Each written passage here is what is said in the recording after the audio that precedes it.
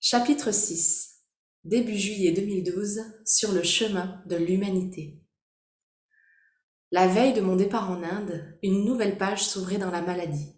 Mon père partait à Marseille pour 18 jours de traitement à l'Institut de cancérologie.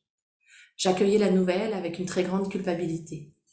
J'avais du mal à accepter que nous démarrions chacun un chemin qui menait dans des directions différentes. Mon départ en Inde me faisait craindre de manquer des événements importants et me donnait l'impression d'abandonner ma famille. D'être loin me renvoyait à mon impuissance face à de potentielles nouvelles que je recevrais là-bas. Le jour J, je me suis levée difficilement et j'ai fini de préparer ma valise en attendant l'arrivée d'une voiture avec chauffeur.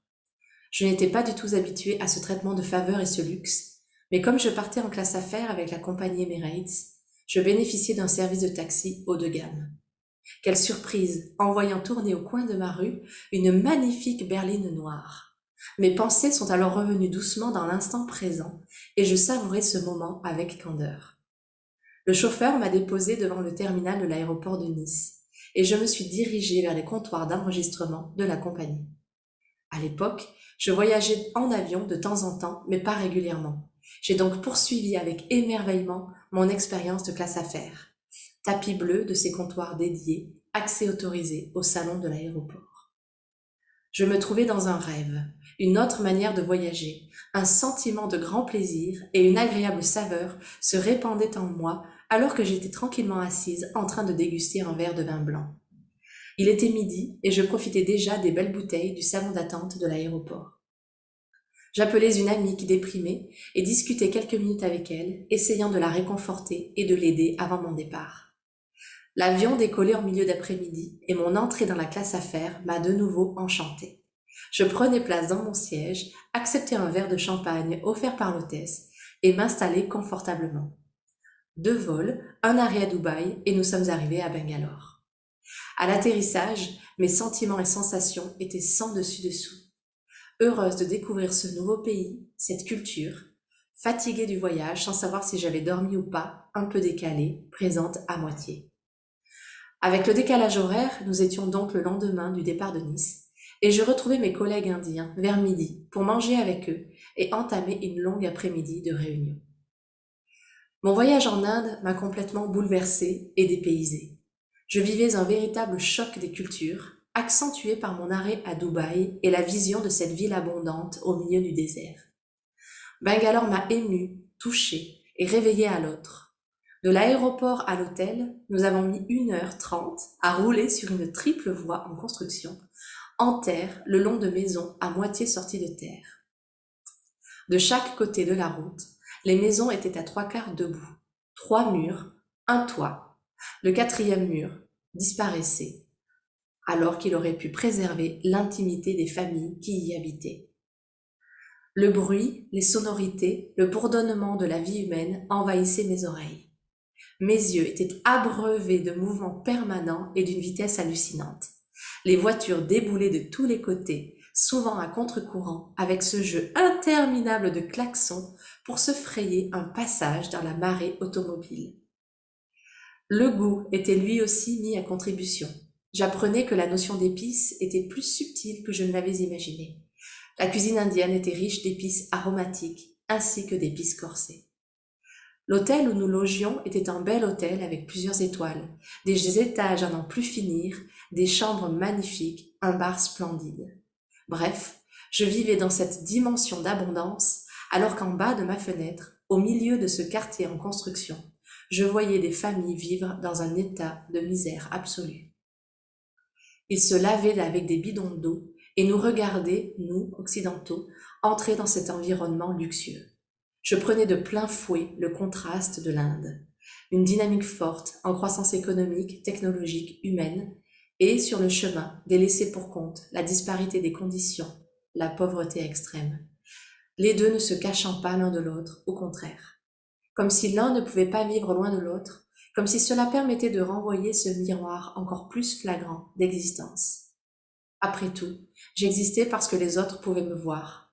Mais à ce moment-là, je ne pouvais pas réellement me voir moi, tellement cachée, recroquevillée que j'étais dans mon paraître, mon travail, mon regard aux autres. Cette nuit-là, je dormais extrêmement bien, mon cœur et mon corps bourdonnant encore de ces 2 journées passées. Le lendemain, après des heures de réunion et de discussions incroyablement riches avec mes collègues d'Inde, j'expérimentais pour la première fois une cérémonie de bienvenue liée à Ganesh. On fêtait la rentrée des équipes de Bangalore dans notre entreprise. Les responsables des ressources humaines et le directeur général avaient fait le déplacement depuis Nice.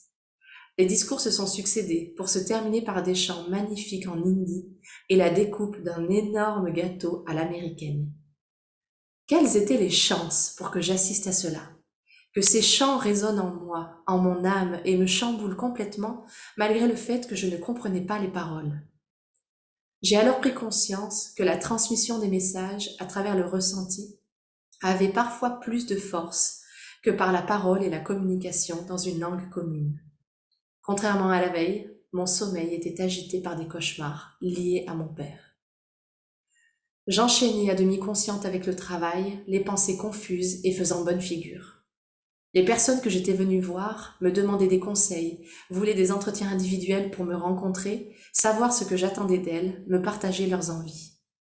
La relation à l'individu transpirait et la connexion humaine avait une importance capitale. Moi qui apprenais ce métier, j'ai littéralement pris une claque, car ces valeurs d'humanité auxquelles j'aspirais tant, cette notion de faire grandir, évoluer, je n'arrivais pas à les mettre en avant à Nice. J'étais trop focalisée alors à apprendre à gérer une équipe, prouver ma valeur et être capable de tenir le rythme effréné des mails, des réunions et du travail en soi. Le week-end est doucement arrivé et m'a transporté dans une nouvelle dimension de ce pays étonnant. J'avais fait le voyage avec un collègue de Nice et nous avions envie de découvrir les environs de la région, sortir de la ville pour nous dépayser encore plus. Nous avons donc loué les services d'un chauffeur de taxi pour 2 jours et il nous a menés à Mysore, situé à 150 km de Bangalore. Cette distance nous a paru minime, mais ces notions étaient complètement différentes en Inde. L'état des routes n'était pas comparable. Nous nous sommes donc levés à 5 heures du matin et durant les 3 heures de trajet, mes yeux ont été ébahis. La campagne défilait sous nos regards curieux. Traversant des villages de plus en plus petits, côtoyant les temples, les statues en hommage aux dieux tels que Ganesh à tête d'éléphant, Vishnu, Krishna et autres. On pouvait voir les paysans s'atteler dans les rizières, les enfants s'aligner en costume devant la porte de l'école, les adultes faisaient leur réserve au marché, colorés et agités. Au milieu de la route, une longue tache blanche ronde a attiré notre attention. Au fur et à mesure que nous nous en approchions, nous pouvions distinguer des petits grains de quelque chose. Lorsque le chauffeur a continué son parcours et roulé dessus, nous nous sommes regardés, étonnés. La curiosité était la plus forte et nous lui avons demandé ce dont il s'agissait. La réponse nous a laissés sans voix. Les paysans de cette région n'avaient pas assez d'argent pour s'acheter une moissonneuse-batteuse. Alors, pour séparer les grains de riz du reste de l'épi, ils étalaient leur récolte sur la route et utilisaient les voitures et leurs roues pour réaliser cette opération. Quelle leçon de débrouillardise et d'ingéniosité! Être capable d'utiliser les moyens disponibles, d'être créatif et inventif pour améliorer son quotidien avec des petits outils qui nous paraîtraient complètement désuets en France, mais si importants et primordiaux ici. Je ressentais une liberté totale. Nous avions en tête notre destination finale, mais nous pouvions faire tous les détours que nous voulions, suivre notre instinct et nos envies. Une pancarte et le conseil de notre chauffeur nous a menés au temple de Keshava, à Somanatapura, construit en 1268. C'était extraordinaire. Il reposait, majestueux, sur une sorte de plateforme appelée Jagati et était entouré d'une enceinte. Nous nous sommes déchaussés et avons pénétré dans ce lieu hors du temps à travers le porche d'entrée. Nous étions seuls au monde, le temple était désert. Il était entièrement gravé de fresques représentant les dieux, les hommes, des soldats, des animaux, des danseuses. Une véritable représentation de la vie d'époque ainsi que de ses croyances. Quelle surprise également de voir des fresques dépeindre la sexualité et le Kama Sutra à même le regard, au milieu des colonnes et des murs. Le temple était composé de 3 grands mausolées, surmontés de flèches sculptées, se rejoignant en une salle centrale dont le plafond était richement décoré. Il n'y avait aucune marque d'un autre matériel que la pierre qui avait servi à monter cette œuvre. Pas de bijoux, pas d'or, mais je ressentais un étrange calme et une impression d'être au cœur du sacré. Quelles que soient mes croyances, je ne pouvais pas nier ce je ne sais quoi dans l'air qui me faisait marcher très lentement, me pousser à admirer en silence les déesses et inspirer en conscience ma présence à cet endroit, à ce moment-là de ma vie. Nous sommes ressortis, avons échangé nos impressions et sommes repartis à l'aventure. L'étape suivante, le temple de Sri Rangapatna, était, en contraste, vivant et agité. Des moines officiaient encore dans plusieurs recoins et des dizaines de personnes se pressaient sous le porche, pieds nus, pour entrer, se diriger vers le moine qui leur correspondrait aujourd'hui et les bénirait. Nous sortions de la voiture lorsqu'il s'est mis à pleuvoir. Il faisait chaud, nous étions en juillet, la pluie était la bienvenue. Nous nous sommes déchaussés et avons suivi quelques personnes qui y entraient. Puis, la beauté des lieux m'a transporté.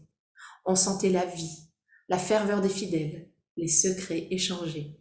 La pluie tombait dans la cour intérieure et l'humidité s'immisçait dans mon corps. Le bruit de l'eau qui clapote, la spiritualité du lieu, la pénombre et la lumière des bougies, le regard d'un moine, j'avais l'impression de vivre un moment mystique. Un moine m'a touché le front et l'a marqué d'une touche colorée. Les minutes se sont transformées en un instant d'éternité. Nous sommes ressortis, marchant sous la pluie, rafraîchis, et pour ma part intriguée et extrêmement réceptive à tous les enseignements et ouvertures que je pouvais recevoir. J'étais partie avec cette volonté bienveillante, sans préjugés, sans a priori et sans jugement. J'en étais récompensée à un point que je n'aurais jamais cru, ne serait-ce qu'une semaine auparavant. Notre périple nous a ensuite menés au palais Tipu Sultan, transformé en musée et contenant des immenses fresques murales, puis dans un très grand parc, véritable sanctuaire pour les oiseaux et les crocodiles. La faim réveillait nos papilles et nous nous sommes retrouvés sans savoir comment dans un palace pour manger et goûter à plusieurs plats typiques de la région. Pour remercier notre chauffeur de ses magnifiques conseils et de sa présence, nous l'avons invité à notre table. Il est resté silencieux tout le long du repas. Nous avions certainement dû le gêner en lui proposant cela, et il ne savait probablement pas quoi nous dire. J'ai ressenti l'émotion la plus intense lors de la découverte des Chamundi Hills et du temple de Parvati. La place fourmillait de locaux venus des environs. Nous étions les seuls occidentaux. Ils nous ont accueillis avec des fleurs dans les mains, nous en transmettant à chacun une poignée et nous ont entraînés dans une marche en procession de l'extérieur à l'intérieur du temple. Des prêtres psalmodiaient, l'encens brûlait, des singes jouaient avec les offrandes, des chants montaient de la foule. J'étais entre une vieille dame et un jeune homme. Je suivais le mouvement, emporté par le rythme de la procession. Les pieds nus, le regard ému, la gorge sèche, je m'approchai du prêtre qui m'a béni alors que s'élevait ma prière à Parvati. Une prière pour mon père, une prière alors que je n'étais pas croyante. Je ressortais du temple sans avoir tout compris, mais heureuse d'avoir vécu cette expérience incroyable. Véritable sentiment d'un réveil. Je me suis ouverte aux questions de la spiritualité et du don humain à ce moment-là. Pouvais-je être encore étonnée après cela ? L'humanité ne cessait de me surprendre et de m'émerveiller. Notre destination finale était à portée de main, mais sur le chemin, le palais du Maharaja nous tendait les bras. Le faste, les miroirs géants, les colonnades, les portes en argent, une immense terrasse donnant sur la place du palais servant de point pour assister aux parades. J'étais à nouveau ébahie par les créativités et l'ingéniosité des humains. En ressortant, je me retrouvais nez à nez avec un chameau et un éléphant. Je me prenais au jeu de faire un tour sur son dos. Cette marche saccadée, ce pas ralenti, ces sensations de hauteur, je me mettais à voler. La journée s'est achevée doucement sous le spectacle du palais illuminé et les souvenirs et énergies emmagasinés depuis la matinée. Le lendemain, la ville de Mysore était notre terrain de découverte. Nous avons arpenté le marché avec ses senteurs nouvelles, son agitation, ses couleurs. Des épices par centaines, des fleurs à foison, mes sens à l'affût. Puis le temps de rentrer à Bangalore a sonné. Je n'ai rien vu du trajet de retour, le sommeil étant un très bon compagnon de route. À Bangalore, une collègue nous attendait pour nous guider à travers la ville dans une session shopping. Marché typique, magasin en sous-sol, ruelles cachées. Nous n'aurions jamais pu voir ces trésors sans elle. J'ai gardé un souvenir attendri de ce voyage. Il m'a ouvert à d'autres perspectives, m'a initié à de nouvelles pensées, m'a permis de mettre mes sens en marche. Le dernier jour, après quelques dernières réunions et les au revoir, j'ai eu la surprise de recevoir un présent, une magnifique statuette de Ganesh de la part de mes collègues indiens. Je l'ai encore posée sur une étagère de ma chambre, non loin d'une petite statue de Parvati que j'avais ramenée pour mon père. Je n'ai pas eu le courage de la lui donner à l'époque. Mais cela devait être ainsi, cette statuette ne lui était pas destinée. Parvati signifie femme de la montagne. Je suis rentrée en France différente. J'avais besoin de cette pause forcée. Nous n'avions pas d'internet en dehors du travail et je n'avais pas de téléphone. Dans l'avion du retour, l'émotion m'a rattrapée. Je prenais un morceau de papier et y couchais quelques mots.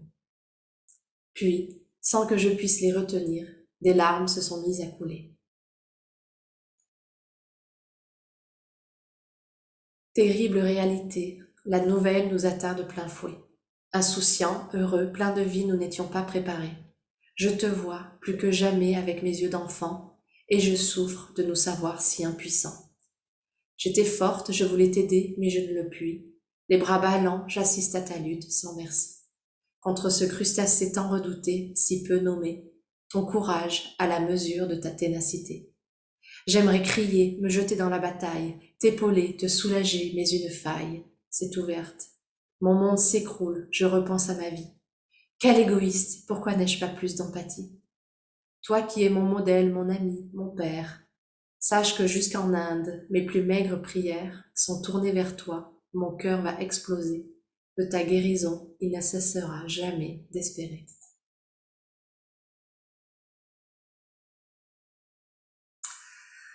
Voilà le chapitre 6 qui aborde beaucoup de choses, beaucoup de choses. C'est aussi, c'est un moment clé dans ma vie.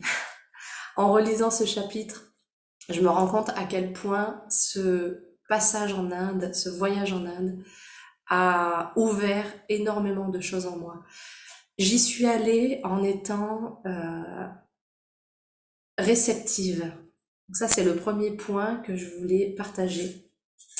C'est le fait, en fait, d'être réceptif et ouvert à ce qui peut se passer, de mettre de côté ce qu'on connaît, de mettre de côté nos habitudes, de mettre de côté nos jugements, nos a priori sur une culture, sur un pays, et d'y aller en ayant cette bienveillance et ce regard ouvert, cet état d'esprit et état de cœur, je dirais, parce que c'est vraiment les deux, de découvrir, de s'émerveiller, d'être curieux et de voir les choses, de ressentir ce qui se passe quand on change de lieu, et surtout quand on change de culture à ce point-là. C'est-à-dire que je passe d'une culture occidentale à une culture très orientale, l'Inde, dans tous ces contrastes. Le fait de voyager, effectivement, et surtout dans un pays dont la culture est si différente, ça peut générer de l'inconfort par rapport justement à nos habitudes qu'on peut avoir dans nos vies. Et en même temps, c'est ce qui nous permet une expansion de conscience énorme. Pourquoi est-ce que ça permet une expansion de conscience énorme? Parce que en fait, on s'ouvre à d'autres manières de penser, on s'ouvre à d'autres croyances, on s'ouvre à un autre regard sur la vie, sur les choses, et surtout la nourriture, etc.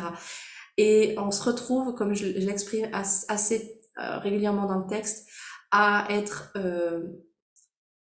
dans une découverte des sens. Donc tout est chamboulé. Enfin, pour moi, tout a été chamboulé à ce moment-là. Et mes sens ont emmagasiné des nouveautés, des nouvelles façons de sentir, de toucher, de goûter, de voir et d'entendre qui ont permis une expansion en fait de ma conscience.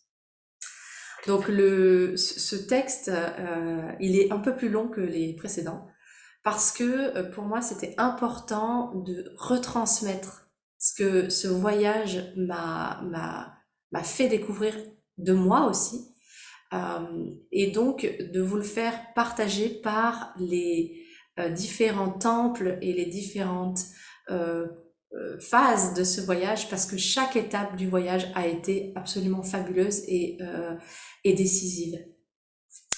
Ce que je voulais présenter également, c'est la notion de contraste.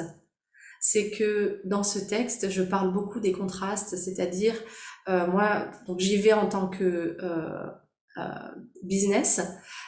J'ai la chance, puisque ma compagnie, mon entreprise paye la classe affaires, j'ai donc la chance de voyager en classe affaires, d'avoir un service chauffeur à domicile, d'aller dans la classe affaires de l'avion, d'aller au lounge. Et donc, c'est une des premières fois, c'est pas la première, mais c'est une des premières fois que je prends Emirates. Non, c'est la première fois que je prends Emirates à l'époque. Et c'est la première fois que je vis une telle expérience de luxe. Et je sais que des expériences de luxe, il en existe encore plus. C'est-à-dire que là, j'étais dans la classe affaires et il y a en plus la classe première qui existe, avec des services encore plus luxueux. Et c'est assez fabuleux parce que je passe de ce service luxueux, pour moi en tout cas, je passe de ce service luxueux à l'Inde, et en passant par Dubaï. Alors Dubaï, c'est le luxe encore plus, enfin c'est vraiment la richesse.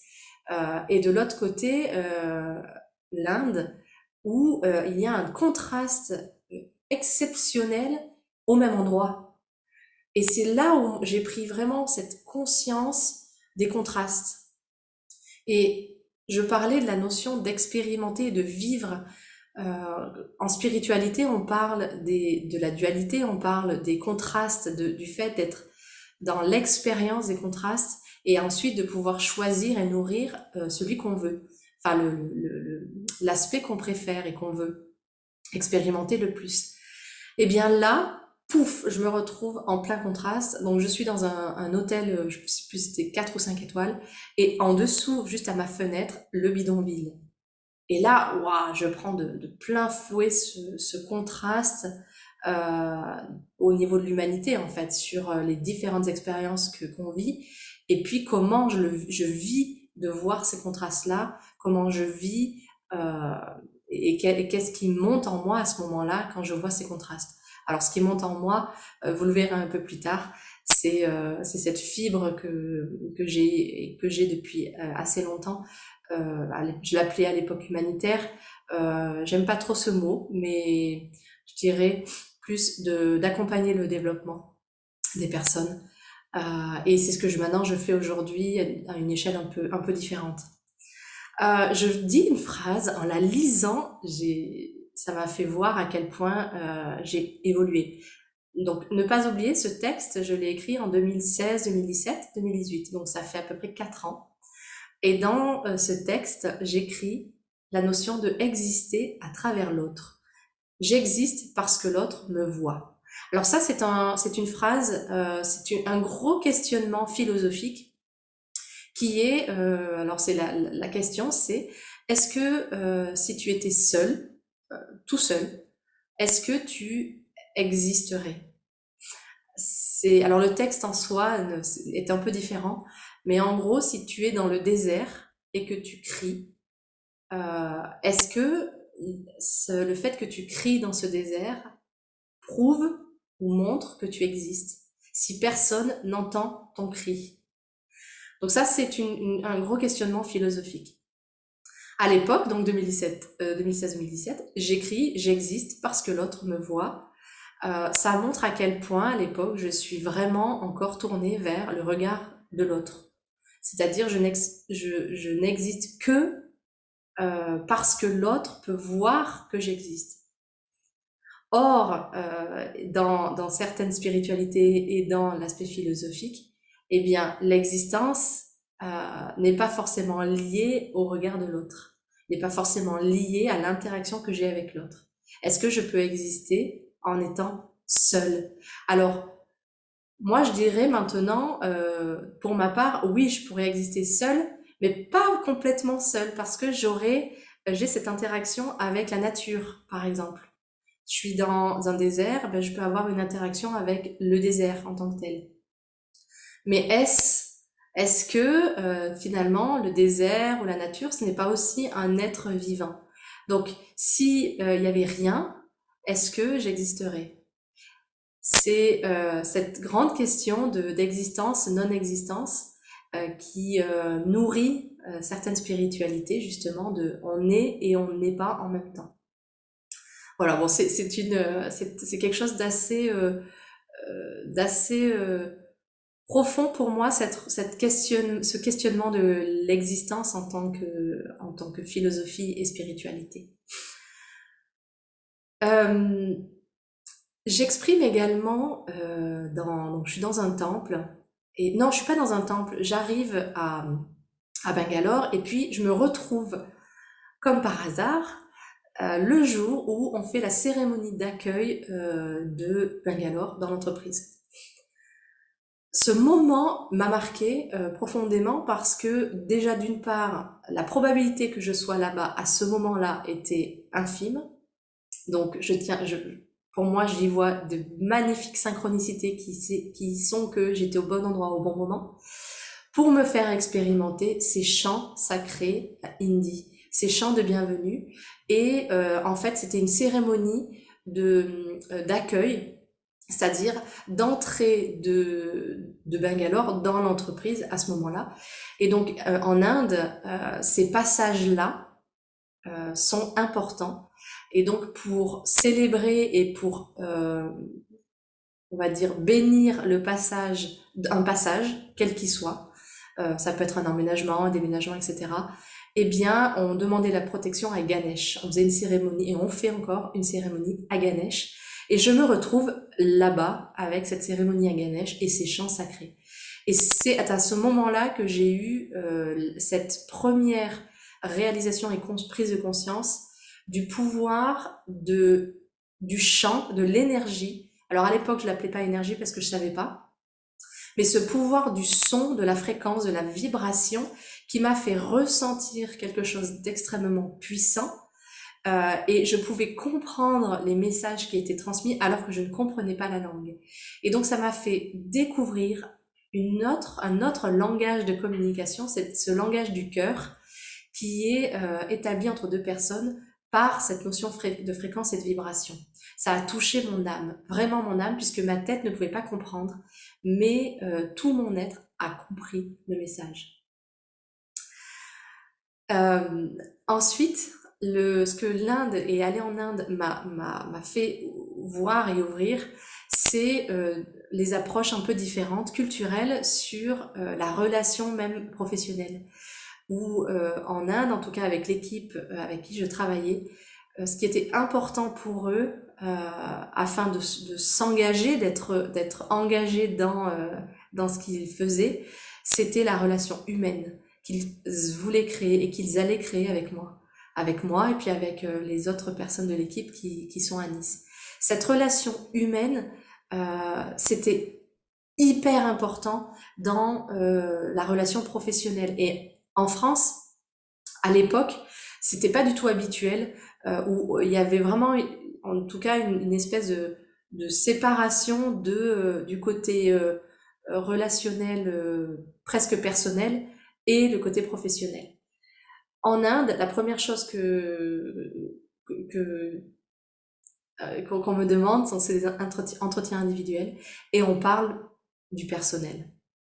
Et pourquoi? Parce que en fait, ça crée cette relation humaine, ça crée cette ouverture de cœur, et puis on reste complètement professionnel là-dedans. On n'a pas besoin de donner, enfin, j'ai pas eu besoin de donner des choses non plus intimes, mais juste de créer cette connexion d'humain à humain, d'homme à homme, de femme à femme, d'être humain, tout simplement.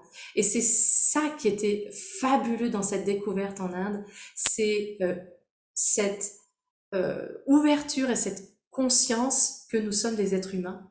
Nous travaillons ensemble, oui, nous sommes des êtres humains et c'est important de mettre l'humain au cœur de nos relations professionnelles aussi.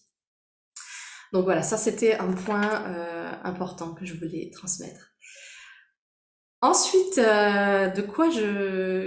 qu'est-ce qui a été assez fort? Bah, c'est typiquement la liberté totale. On loue ce service de taxi. Et là, d'un point de vue principe spirituel, vous remarquerez si vous réécoutez la phrase que nous avons une destination finale. On a un point d'arrivée, et un point de départ.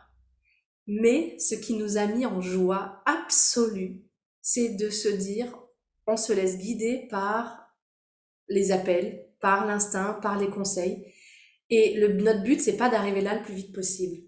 Notre but, c'est de savourer le chemin, c'est de découvrir, d'être émerveillé, de pleurer, de rire, d'avoir en fait la découverte qui se passe sur le chemin. Et donc, de là à là, il y a 150 km. En France, 150 km, aller avec l'autoroute, on met quoi? On met 1h30.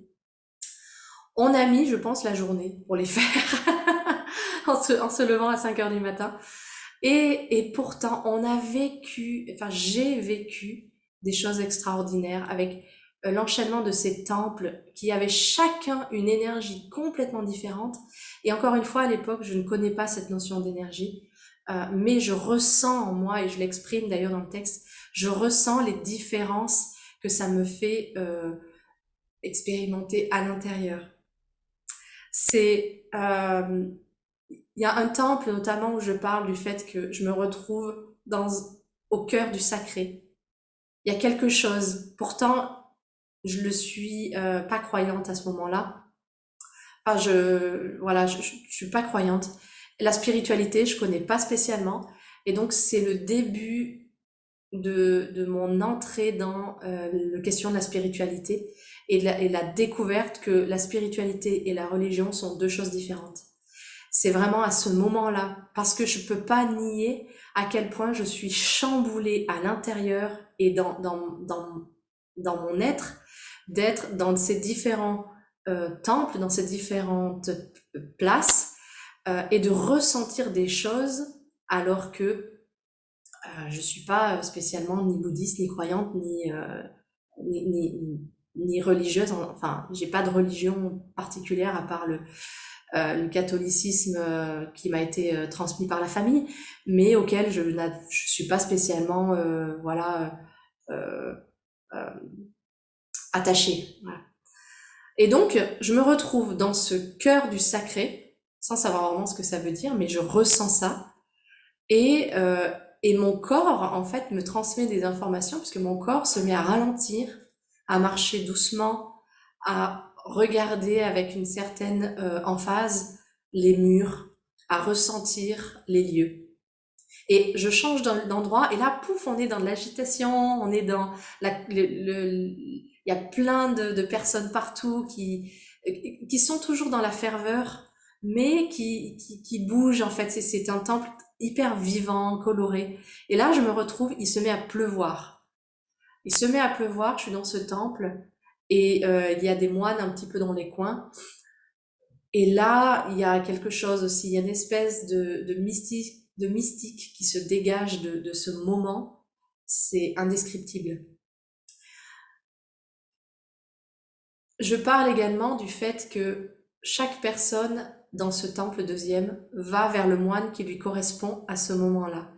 C'est la notion pour moi, avec le recul, de résonance.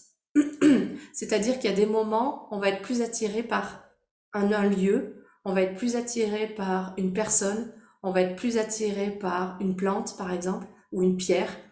Eh bien, faites-vous confiance. Faites confiance à cette attraction, puisque à ce moment-là, c'est ce qui est bon pour vous et c'est la fréquence, c'est la vibration qui vous correspond. Et c'est la première fois que je le voyais en réel, en concret, sur une situation. Et je sais pas pourquoi à l'époque j'ai noté ça dans mon cahier, parce que à l'époque, je le rappelle, je n'étais pas dans l'énergétique, je ne connaissais pas du tout ces notions de fréquence vibratoire et de reliance et d'attraction, de loi d'attraction, tout ça, je ne connaissais pas. Et pourtant, c'est quelque chose que je note dans mon calepin comme quelque chose de marquant. Donc c'est que des fois, donc c'est le point que je veux aborder, c'est que des fois nos sens emmagasinent des informations, on sait pas pourquoi, voilà, on les emmagasine et puis elles ressortent des années après et là on comprend pourquoi. C'est ah oui, à ce moment-là, il s'est passé ça et c'est parce que maintenant je peux comprendre pourquoi à l'époque j'avais emmagasiné cette information dans mes sens. Dernier point, parce qu'il y en a beaucoup dans ce chapitre, évidemment, c'est le réveil. Je sens que j'ai été réveillée à ce moment-là. Donc, pourquoi est-ce que j'ai été réveillée? C'est lié, et c'est assez important pour moi, c'est lié à mon enseignabilité, à mon ouverture. C'est-à-dire que si les deux pour moi vont complètement de pair. Cette découverte, cette ouverture, aller au-delà de ce que je connais, euh, est possible quand je suis ouverte, sans préjugés et sans jugement sur ce que je vais découvrir. Alors oui, j'avais, avant de partir, un peu une idée de ce que c'était l'Inde, de comment ça allait se passer. Mais j'ai décidé de mettre ces pensées de côté et de finalement d'y aller en tant qu'exploratrice, en tant que chercheuse, en mode je prends ça qui sont un peu mes a priori et mes jugements, je les mets de côté et on va voir dans le concret ce que j'expérimente. Et à ce moment-là, eh bien, je peux m'ouvrir à des choses nouvelles. Et là, ce qui a été vraiment nouveau pour moi, bah, c'est l'ouverture à la spiritualité, l'ouverture à la notion de don. Ces moines en fait qui sont dans les temples, à qui donc les fidèles amènent des dons. Ça m'a questionné sur la valeur du don et qu'est-ce que c'est que le don, et en tant qu'être humain, qu'est-ce que c'est que donner. Alors j'avais pas la réponse hein, à l'époque, mais voilà, pour dire que ça m'a ouvert à un chemin de questionnement et finalement à ce chemin de questionnement philosophique qui m'a mené où j'en suis aujourd'hui. Euh, et enfin, il y a cette notion de euh, d'être guidé par des personnes qui connaissent. C'est-à-dire qu'à la fin, donc, on retourne à Bangalore et on est guidé par Shilpa, donc une femme extraordinaire qui nous attend et qui nous guide à travers la ville dans les lieux qu'elle connaît, elle. Et c'est des lieux que moi, en tant qu'extérieur, je vais pas forcément voir ou connaître, mais le fait d'être initié, de connaître, permet en fait de découvrir des endroits, des choses que j'aurais pu passer devant, je ne l'aurais pas vu. Donc parfois c'est fantastique et je dirais même c'est important d'avoir un guide qui connaît et qui peut amener en fait dans des repères ou dans des lieux, dans des endroits qui euh, qui qui portent l'authenticité du pays, de la culture et puis des lieux. Voilà, ah oui, sinon, évidemment, la dernière chose donc, que je voulais partager par rapport à ça, c'est euh, c'est le poème. Euh, donc, comme vous voyez, enfin, comme vous entendez, pendant tout le texte, le début, je me sens pas très bien. J'ai une culpabilité qui monte par rapport au fait que peut-être que je vais apprendre une mauvaise nouvelle quand je serai en Inde. Et pourtant, je pars. Je décide à ce moment-là de vivre pleinement mon expérience, dans une expérience d'instant présent non fuite. C'est-à-dire que je sais, puisque je ne nie plus la situation de mon père, la situation de ma famille, et je pars en conscience en disant, ok, je sais qu'il y a ça me met de la culpabilité, ça voilà, mais je vais, pendant un moment donné, mettre un peu la culpabilité de côté consciemment et savourer l'expérience que je suis en train de vivre. En plus, ça me permettra sûrement d'en parler à mon père derrière.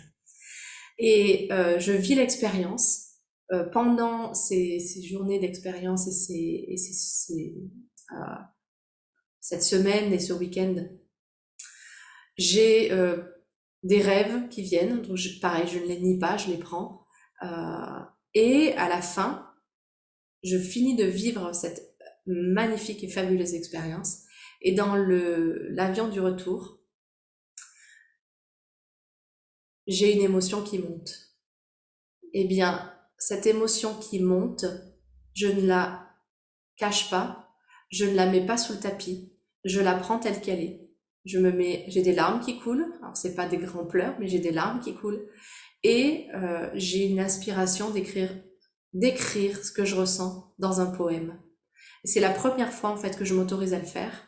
C'est la première fois que, en pleine émotion, j'écris un texte pour mon père, sachant que mon père, il est évidemment en filigrane dans mon voyage. Il apparaît dans ce poème, il apparaît dans mes rêves, il apparaît dans la procession que je fais avec Parvati. Et, et donc, d'une certaine manière, il me permet d'ouvrir mon regard de manière différente. Pourquoi? Parce que j'ai quelque chose de contrasté à Nice, en France. J'ai la maladie de mon père. Dans ma vie, j'ai ce gros contraste. Et de l'autre côté, eh bien, j'ai cette découverte abondante de nouvelles choses, de nouvelles saveurs, de nouvelles odeurs, de nouvelles visions qui illuminent en fait mon expérience.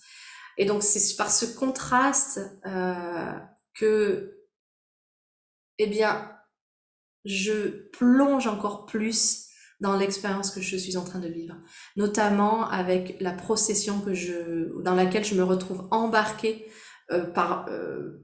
c'est des moments où je ne sais plus vraiment ce qui se passe, je me retrouve embarquée dans la chose et c'est pas que je suis inconsciente, c'est vraiment je me laisse embarquer par par le flot de la vie, par ce qui est là, par l'énergie qui est là à ce moment-là. Je me retrouve dans cette procession et c'est d'une justesse absolue d'être là à ce moment-là. Et je me retrouve dans cette procession vers Parvati. En plus, c'était une fête spéciale pour Parvati à ce moment-là. Enfin, j'étais vraiment à un moment donné assez particulier. Et je me retrouve à être portée par la foule en face de ce moine qui me dit quelque chose que je n'ai aucune idée de ce que c'est dans la tête, mais au niveau du cœur et au niveau de mon être, il y a des instants d'éternité qui se sont créés à ce moment-là. Et à ce moment-là où je suis dans dans une ouverture de conscience absolue, eh bien j'ai moi, mais j'ai aussi mon père. Nous sommes les deux à ce moment-là, et j'envoie cette prière à mon père, alors que je suis pas du tout croyante. J'envoie cette prière dans le sens du rétablissement. Donc ce contraste et le fait d'avoir cette situation en France me permet aussi, je pense, maintenant avec le recul, de vivre et de savourer l'expérience que je vis en Inde. Voilà. Je vous souhaite une super journée et puis je vous dis à bientôt pour le chapitre 7.